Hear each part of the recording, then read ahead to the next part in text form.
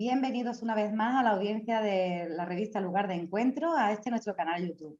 En esta ocasión, esta semana, os traemos a Gracia María García Gema, licenciada en Medicina y Cirugía por la Universidad de Málaga y además es especialista en hematología y en hemoterapia, realizado en el Hospital Regional de Málaga.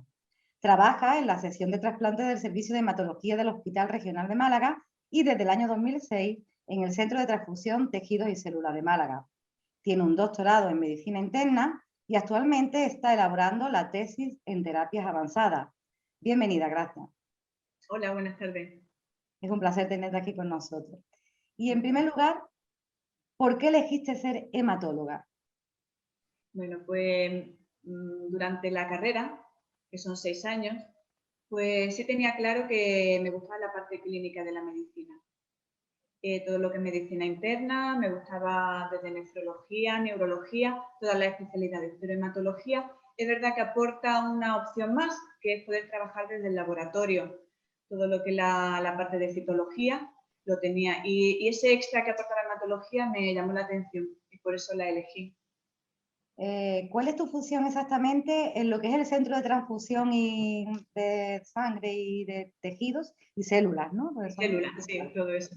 Dígame, ¿cuál Bueno, es tu pues ahora función? mismo mi función es como responsable funcional. Desde hace aproximadamente 1 año y medio, el gerente de la red me nombró como responsable debido a la jubilación de nuestro anterior director, Isidro Prat.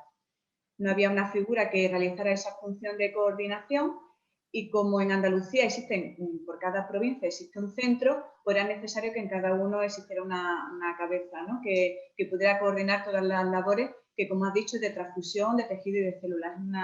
Es una función muy amplia que no se puede hacer desde una persona en toda Andalucía. Y bueno, estoy pendiente de que se realice de forma formalizada esta responsabilidad, pero ahora mismo estoy como responsable de funcional intentando coordinarlo. Muy bien. Sé que no es una frase hecha, la de que dicen, yo creo que es una realidad evidente. Donar sangre es salvar vidas. ¿Por qué es tan importante donar sangre?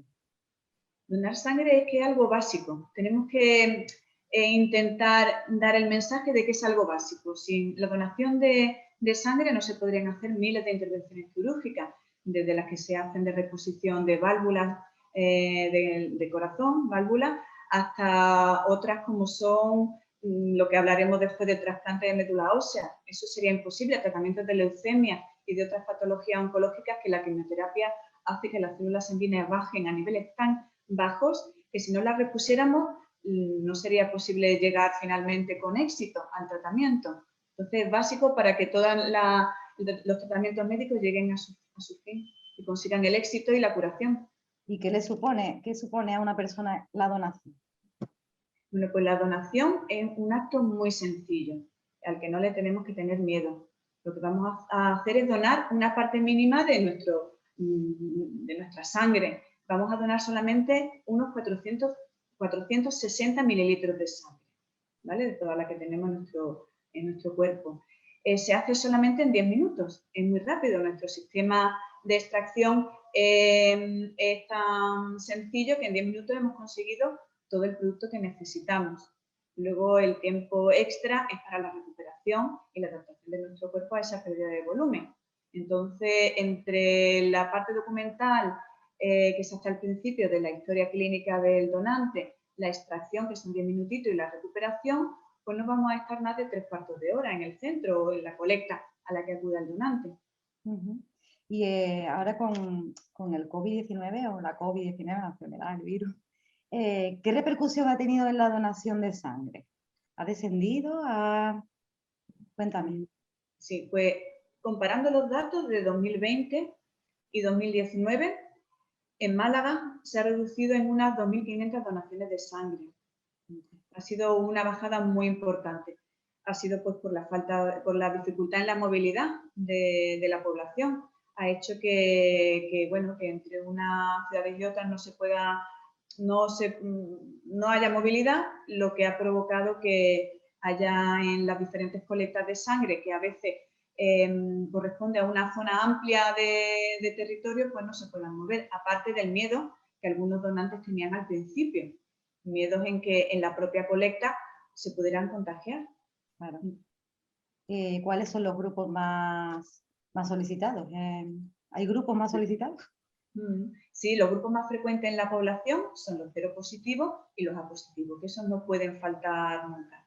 Hay más pacientes que lo necesitan, pero igualmente hay más donantes de cero positivo y de A positivo. Luego el cero negativo, como es el universal, el grupo para la transfusión, que es universal, que sirve para todos los grupos, en algunas circunstancias, por ejemplo, de una transfusión urgente, una transfusión en la que no se pueden hacer la primera selección e identificación del grupo, se utiliza. Por lo cual, si hay un accidente o hay alguna otra complicación, se usa en exceso. Por eso el cero negativo, aunque es poco frecuente, sí es verdad que a veces disminuye más de lo que nos gustaría. Pues como tú adelantabas antes, vamos a pasar a lo que es la donación de médula ósea y en primer lugar, pues saber qué es la médula ósea. Es que suena... Bueno, pues lo voy a explicar muy sencillo.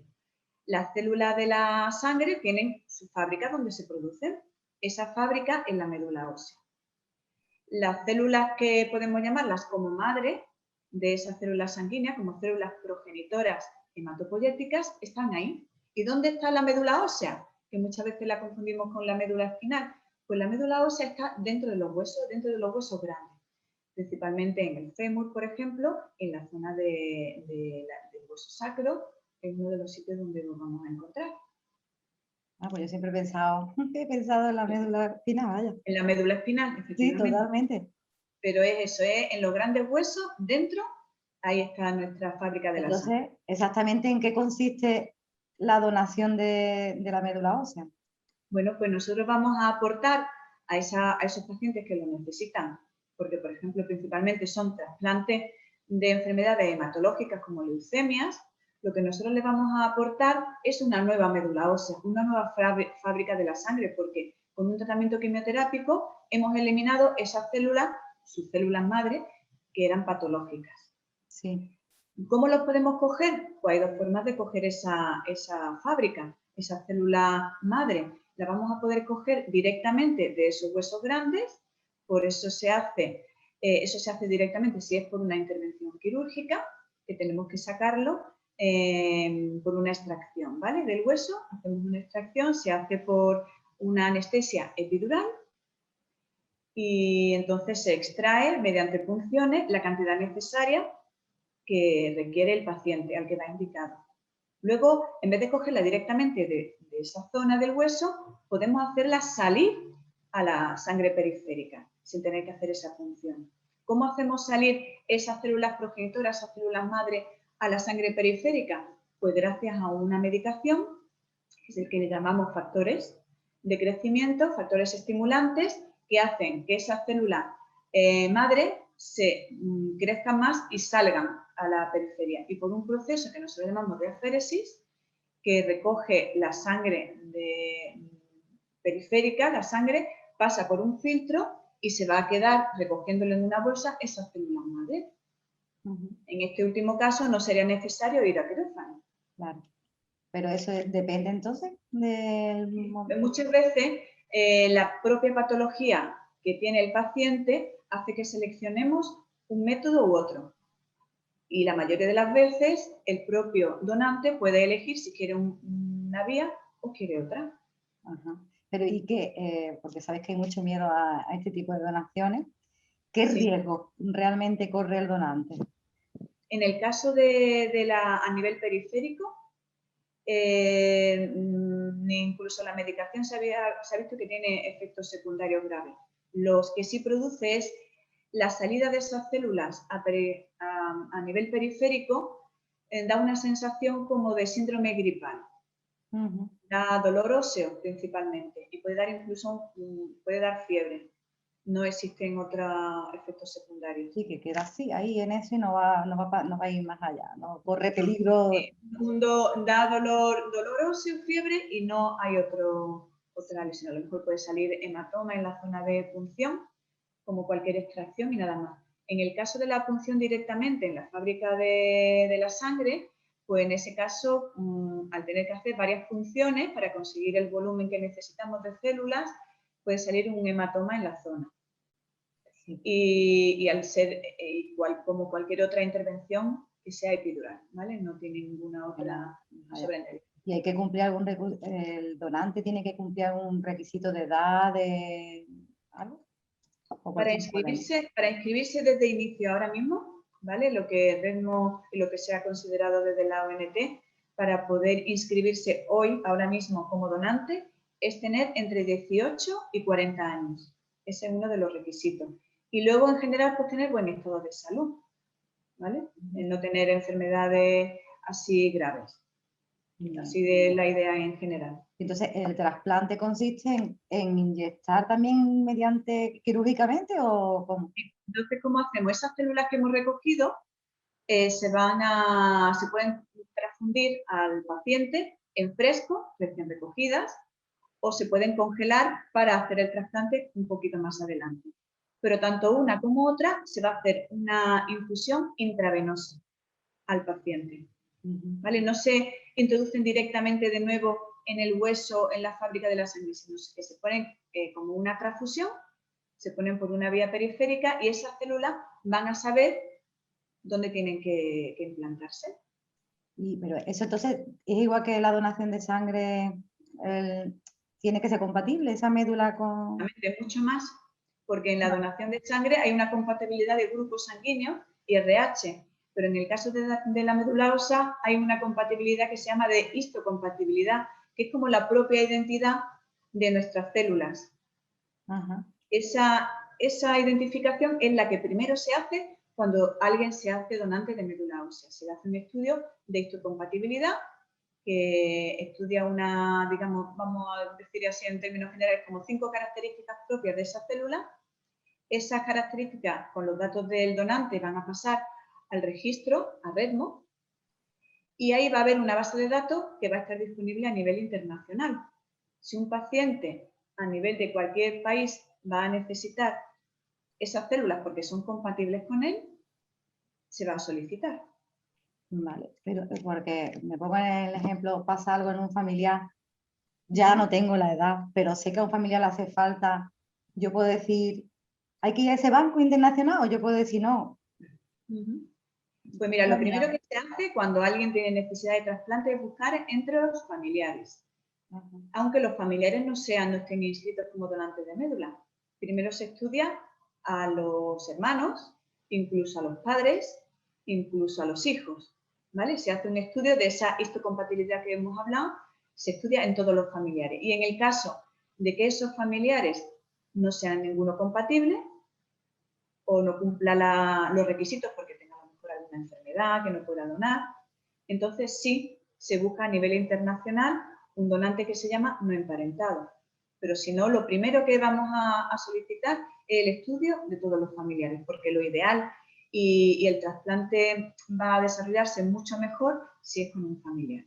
Me imagino que igual que la donación de sangre ha habido repercusiones con la pandemia, en la donación de médula ha tenido que ser ya brutal, ¿no? ¿O cómo ha sido la situación? Sí, claro, efectivamente, porque esa dificultad en la movilidad ha hecho que la gente que a lo mejor en otras circunstancias iba específicamente a hacerse donante de médula, pues no lo haya considerado como prioritario.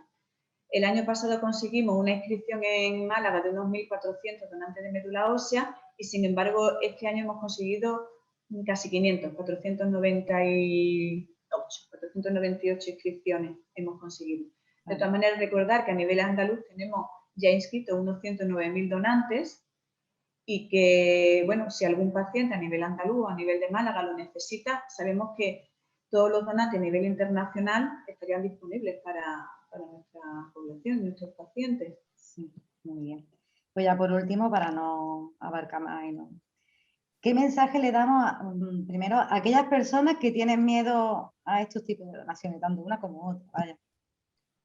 Bueno, pues quiero darle la tranquilidad que tanto en nuestro centro de transfusión como tanto el equipo de trasplante de Carlos Saya tenemos mucha experiencia y que las repercusiones, como han visto, los efectos secundarios son muy poquitos para el beneficio que realmente va a recibir ese paciente y la satisfacción que el propio donante va a sentir cuando sepa la utilidad de esas células, en este caso el trasplante de médula ósea o de la sangre, que es también, como hemos dicho, vital y prioritario para que miles de pacientes se puedan tratar y se puedan recuperar.